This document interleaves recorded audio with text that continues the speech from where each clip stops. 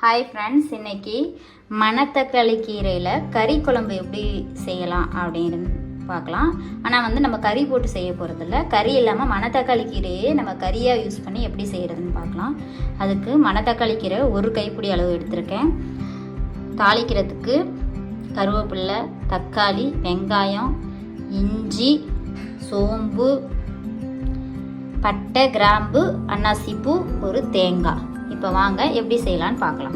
வானல் வச்சாச்சு. தேவையான அளவு நல்லெண்ணெய் தான் ஊற்றணும். கடுகு போடுறோம். லோ ஃப்ளேமில் இருக்கிறத ஹை ஃப்ளேமாக மாற்றிக்கணும்.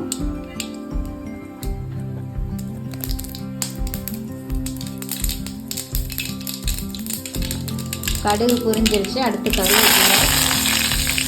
அடுத்து தாளிக்கிறதுக்கு நம்ம வச்சுருக்க பட்டை, கிராம்பு, அன்னாசிப்பூ. பட்டை, கிராம்பு, அன்னாசிப்பூவை லோ ஃப்ளேமில் வச்சுப்போம். போட்டுட்டு அடுத்து அது கருகுது. கருகாத அளவுக்கு நம்ம என்ன பண்ணிடணும், அடுத்து வெங்காயத்தை போட்டுடணும். வெங்காயம் வணங்கிருச்சு. இப்போ பூண்டு, இஞ்சி எல்லாத்தையும் நசுக்கிக்கிட்டேன். மிக்சியில் ஓட்டி போடலாம். ஆனால் நசுக்கி போடும்போது அந்த டேஸ்ட் நல்லாயிருக்கும். சோம்பு, இது மூணையும் சேர்த்து வணக்கணும். வாசனையெல்லாம் போயிடுச்சு. அடுத்து தக்காளி. இப்போ கல் உப்பு சேர்த்துக்கணும். சேர்த்து வணக்கணும். நல்லா வதங்கினதுக்கப்புறம் மணத்தக்காளி கீரையை கழுவி இதில் சேர்க்கணும். ஒரு கைப்பிடி தான் எடுத்திருக்கேன்.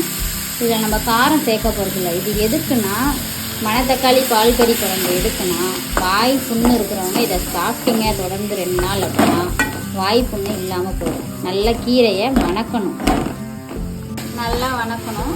அடுத்து கொஞ்சமாக 1 பிஞ்சு சிறிதளவு மஞ்சத்தூள், கொஞ்சமாக கரம் மசாலா, மஞ்சத்தூள் போட்ட அளவுக்கு.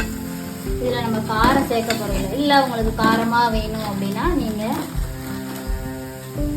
நச்சீரகம், மிளகு மிக்சியில் போட்டு அடித்து நம்ம தாளிச்சிக்கலாம்.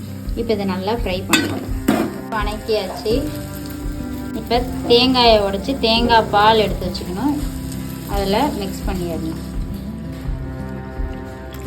உங்களுக்கு எவ்வளோ தேவையோ அந்த அளவுக்கு.